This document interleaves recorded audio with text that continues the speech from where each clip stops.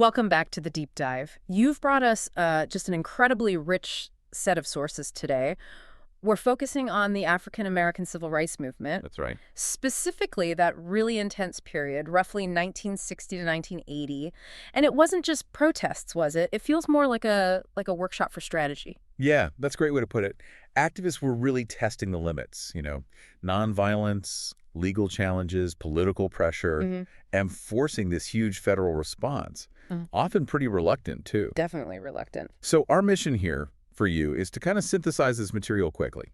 We're zooming in on two main things. Okay. First, how and why different activist groups adapted their strategies, Right. especially when they hit that wall of resistance on the ground. Right. And second, we need to analyze the really varied ways the federal government, all three branches, actually reacted to that pressure. And what just jumps out right away from these sources is this movement wasn't monolithic. Not at all. No single playbook here. No. You see this mix of really shrewd legal challenges, but also incredibly disruptive direct action. And then later, maybe after 65, these big debates flare up about nonviolence. Was it still the best way forward? Exactly. And we have to remember the context here. You texture those early desegregation wins. The resistance, particularly in the South, was just fierce, Yeah. pervasive. Yeah. And that created so much social and political unrest. So the strategies that leaders like Martin Luther King Jr. were using, building on activism from, after World War II, they had to evolve fast because the opposition was just massive. Got a whole different scale of leverage, both moral and economic. Precisely. Okay, let's unpack this. Let's maybe start with that power of nonviolent strategy. Civil disobedience, inspired by Gandhi, fundamentally. Yeah, and the foundation for that, you could argue, was really perfected during the Montgomery bus boycott, way back 55, 56. You always talk about Rosa Parks, her bravery. Absolutely. But maybe the strategic genius of Montgomery was how that year-long boycott showed the economic power of the Black community. Right. It hit them where it hurt, the bus system's bottom line. Exactly. It proved that sustained collective economic action worked. It was a powerful tool. And, that really cemented King's prominence, and it became a blueprint. And that blueprint, that economic and moral model, it feeds right into the sit-in movement, doesn't it? Oh, yeah. Like the 1960 lunch counter sit-ins, SNCC, mostly students, right? Yeah. The Student Nonviolent Coordinating Committee, SNCC, they didn't just sit there passively. The goal was often to generate arrests. And get it on camera. Yes. Those arrests splashed across the news. That created this direct, really uncomfortable pressure on local businesses.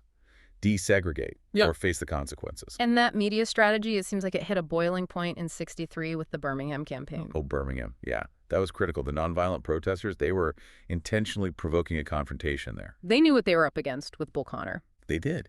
And when he unleashed the dogs and the fire hoses on peaceful protesters, seeing those images on TV, that just shattered Northern complacency. It created undeniable political pressure for Washington to act. And you see that momentum carry right into the March on Washington just a few months later. Huge event. Bayard Rustin, the organizer, right, pulled together over 200,000 people. And the sources really stress it wasn't just civil rights. It was for jobs and freedom. That dual focus is key. Yeah. Economic justice and legal equality. They were intertwined from the start. Absolutely. And if you want, the clearest line you can draw between action in the streets and federal law, you have to look at Selma. 1965. Yeah. The Selma to Montgomery March. Yeah. That campaign zeroed in specifically on voting rights and the brutality. Bloody Sunday, the attacks on peaceful marchers, the murder of allies like James Reeb. Yeah. It just made the case for federal intervention undeniable. You couldn't look away. You couldn't. Yeah. And that led indirectly to the Voting Rights Act passing later that same year. So much pressure from the streets. But, okay, there's this whole other front, right? The battle being waged in the courts, in community centers. Let's talk about tackling segregation through the legal system. Right. The institutional challenges. And that legal strategy was just relentless. You have figures like Constance Baker Motley, an absolutely brilliant NAACP attorney. She argued some major cases. She did. She didn't just fight individual battles. She built legal precedent. She won Browder v. Gale. That's the one that formally ended bus segregation after Montgomery. And later, she became the first African-American woman appointed as a federal judge. Incredible. Her whole career was about chipping away at institutionalized racism. Small wins adding up, housing discrimination, employment cases like Pitts v. Cherry. It was methodical. And what's so interesting is seeing that happen alongside the power of grassroots organizing. Courts are sort of top-down, but this bottom-up energy was building too. Oh, absolutely essential. Leaders like Ella Baker. She was so foundational. Her whole philosophy rejected that single charismatic leader model. Right, she pushed for participatory leadership. Exactly. Bottom-up activism. Empowering ordinary people to lead in their own communities. It wasn't about waiting for instructions from on high. And that spirit seems to directly fuel something like Freedom Summer in '64. Yeah, Freedom Summer, a student-led voter registration drive focused on Mississippi, which was, arguably the most dangerous, most hostile state for black voting rights. And the cost was incredibly high for those volunteers. Immense. The arrests, the beatings, and then the shocking murders of Cheney, Goodman, and Schwerner, 3 young volunteers. It drew intense national scrutiny to just how broken democracy was in the South. And politically, that effort gave rise to the MFDP, right? The Mississippi Freedom Democratic Party. Yes. Yes. The MFDP, they were trying to be the political voice for all those disenfranchised black Mississippians. And they challenged the legitimacy of the official all-white Mississippi delegation at the 1964 Democratic National Convention. Caused a huge stir within the party. A massive headache for Johnson, yeah. It forced this national reckoning over who the Democratic Party actually represented and the exclusion of black voices. Okay, here's where it gets really interesting, because the movement seems to hit this critical pivot point around 65, 66. Absolutely. You have these huge legislative wins, right? Yeah. Civil Rights Act, the Voting Rights Act, landmark achievements. But racial inequality, economic inequality, especially in cities north and south, it persisted. The legal framework changed, but lived reality didn't always catch up. Exactly. And that frustration, it fueled these intense ideological debates after 1965. The core question started to shift. It wasn't just, can we get legal equality? It became, does integration actually solve deep-seated poverty and powerlessness? That's where someone like Malcolm X really resonates. His message finds a much wider audience. Definitely. He was advocating for black nationalism, for economic self-sufficiency, for the right to self-defense. He fundamentally rejected King's integrationist approach. He argued black Americans needed to control their own destiny, their own institutions, not seek acceptance from a society he saw as inherently hostile. Right. And that ideological current feeds into the concept of black power. Stokely Carmichael, later Commuteur, really popularized that phrase. What did it mean in practice? Well, the sources define it as a call for political self-determination, autonomy. It signaled a move away from relying so much on white allies or white-led organizations. It was about black communities defining their own goals on their own terms. And you see groups embodying that, like the Black Panther Party, formed in Oakland, '66. Huey Newton, Bobby Seale. Yeah, the Panthers. They became famous, maybe notorious, for patrolling the police, monitoring for brutality, armed self-defense. But our sources really stress looking beyond that image. Their community programs. Exactly. They ran extensive survival programs, they call them. Free breakfast for children, community health clinics, political education. It was about meeting immediate needs while building power.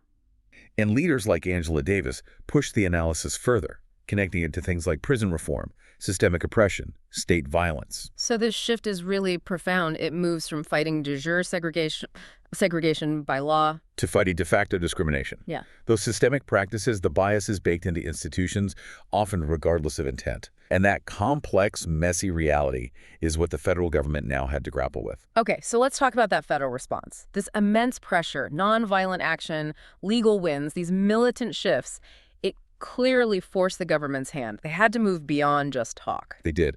And the legislative branch, Congress, delivered some truly massive pieces of legislation. The Civil Rights Act of 1964 is the big one. And it wasn't just about, lunch counters and hotels. It banned discrimination in employment in any federally funded programs.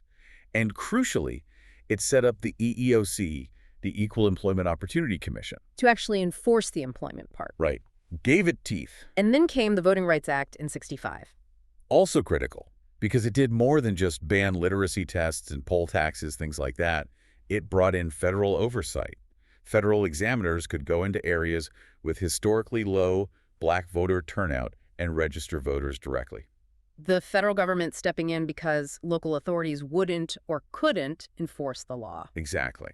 It acknowledged that local resistance was just too entrenched. direct intervention was needed. And the executive branch played a role too, Presidents Kennedy and Johnson. Yeah, they used executive orders to enforce desegregation within federal agencies themselves, but also, importantly, leveraging federal funding, threatening to withhold money from programs or institutions that kept discriminating, using the power of the purse. Okay, legislative, executive. But the judicial branch, the Supreme Court, you could argue they played maybe the most critical role in cementing and expanding these rights for, for you, the individual citizen. I think that's fair. They were consistently, throughout this period, dismantling discriminatory laws and precedents. Just one landmark ruling after another in the 60s. Like what? Give us some examples. Well, you had Bailey v. Patterson in 62, made segregation in interstate travel illegal. Gideon v. Wainwright in 63 guaranteed the right to legal counsel for the poor in state cases. Really fundamental rights. Then Loving v. Virginia in 67. That struck down bans on interracial marriage. A huge statement on personal freedom. Absolutely. And Jones v. Mayercomb in 68. That prohibited racial discrimination even in private housing sales, significantly broadening the scope of federal protection against discrimination. Okay, but you mentioned earlier this shift towards fighting de facto discrimination. Was there a key court case for that battle? Yes. For understanding that post-65 struggle, the really critical case is Griggs v. Duke Power Company. Came down in 1971. What was that about? So Duke Power required high school diplomas and passing standardized aptitude tests for certain jobs, even jobs that didn't really seem to need those qualifications. These requirements disproportionately screened out black applicants. Even if the company didn't explicitly say, we don't want black workers. Precisely.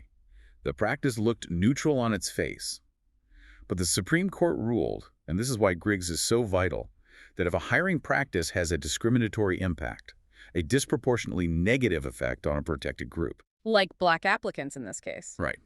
And if the employer can't prove that the practice is directly related to job performance of business necessity, then it's illegal under Title VII of the Civil Rights Act, even without proof of discriminatory intent. Wow. That's a huge shift. It puts the burden of proof on the employer. Exactly. It fundamentally changed the game for fighting systemic, subtle discrimination. It gave the EEOC real power to challenge these kinds of institutional barriers. So what does this all mean when you pull it all together? Well, it means those legal and legislative victories in the mid-60s were absolutely transformative, huge steps forward. But they didn't just magically erase centuries of ingrained inequality overnight. No silver bullet. Definitely not. The sources are clear. Resistance continued, strife continued. You look at school integration after Brown v. Board, it was painfully slow, uneven, often needed federal troops or court orders just to make it happen. And the trauma of the era is just undeniable. 1968, the assassination of Martin Luther King Jr., it triggered this outpouring of national grief, but also massive urban unrest, riots in cities across the country. Yeah, it symbolized both how much had been achieved, but also the deep fragility, the vulnerabilities of the movement and the nation. And those riots, the persistence of systemic problems, especially in cities, it really underscored painful truth, didn't it? It did. That the struggle for full lived equality, not just equality on paper, was far from over. The focus for activists had to keep shifting, moving more towards economic justice, towards challenging those de facto practices. And that fight continued well into the 1970s and beyond. So we've traced this incredible arc from the economic punch of the Montgomery boycott, the moral force of the sit-ins, through those landmark laws passed by Congress, and then into these really critical ideological shifts after 65. Black Power, the focus on systemic issues.